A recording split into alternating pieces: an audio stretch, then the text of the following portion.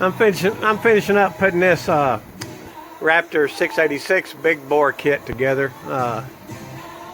This is like an 04 Raptor 660, I believe. What I was wanting to show you, a lot of people don't know about this on the Raptors.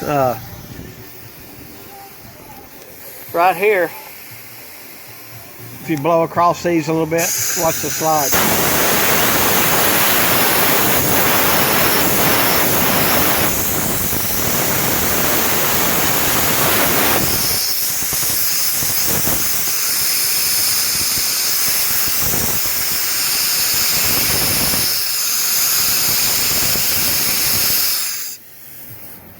That's what opens the slides up, the air coming across through those tubes. They go here to the rear intake boots, rear intake manifolds. These are real bad about cracking and leaking air back near the airbox end of these boots right here. You got to replace them or you're just wasting your time. It's going to never run right. This is one of them here. Let me unwrap it right quick.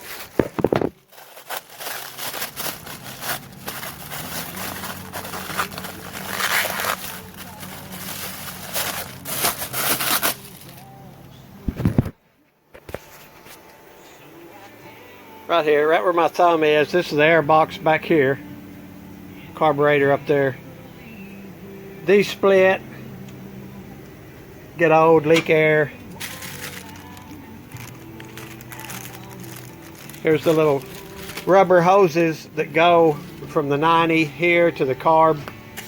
Make sure all that stuff is right. No cracks, no splits, not stuff missing. Because if it is, it ain't gonna ever run right. And the standard air box and the way the air filter seals on the Raptor is a laughing joke. I got this one soaking to clean it. I just installed this Pro Design air filter setup. It bolts in with 3 bolts like that. It gives you a template to drill those 3 holes. Then the air filter slips and clamps on.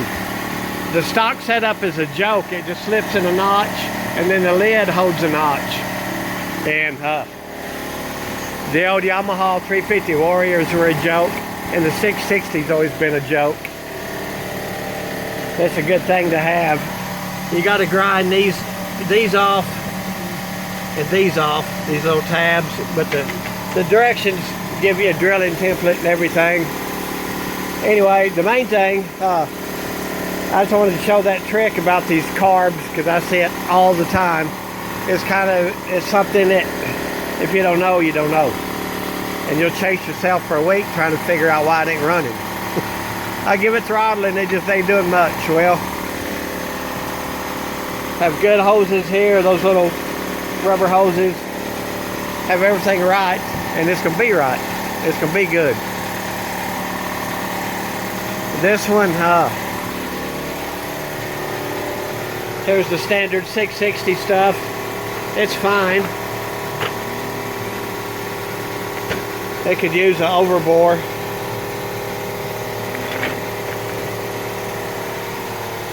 But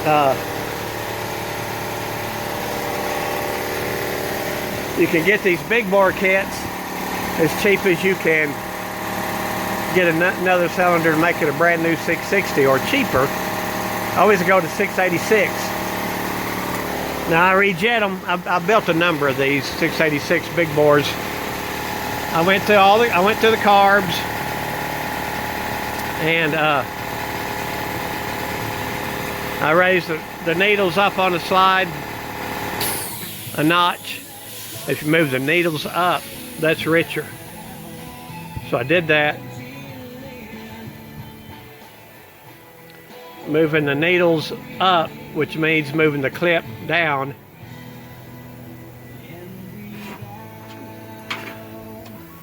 Right here, if this tip is a needle that goes down into the carb right here. If the clip's here, where this is, if you move the clip down, that raises the needle up, as you can see. It's got this much clip, that much needles going down in the carb, this much less needle. The less needle, the richer it is, because I'm just opening up the main jet to flow more. I put richer main jets, richer pilot jets or slow jets, whatever you want to call them, and I richen the needles one notch. If you want to know which numbers, just ask me, I'll tell you. I'll put it down in the description. Anyway, that's it on these. Just a couple of tips. These are solid old rides. They take a beating, but they just, you know, sooner or later they wear out. So it's all good. Always take these off. Intake manifolds, take them off. Put you some, the best thing to use is 3-bond 1104. I don't see mine naturally.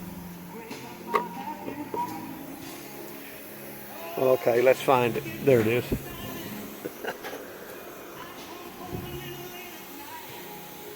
Yamaha Bond 4 at the Yamaha shop, or this 3-bond 1184.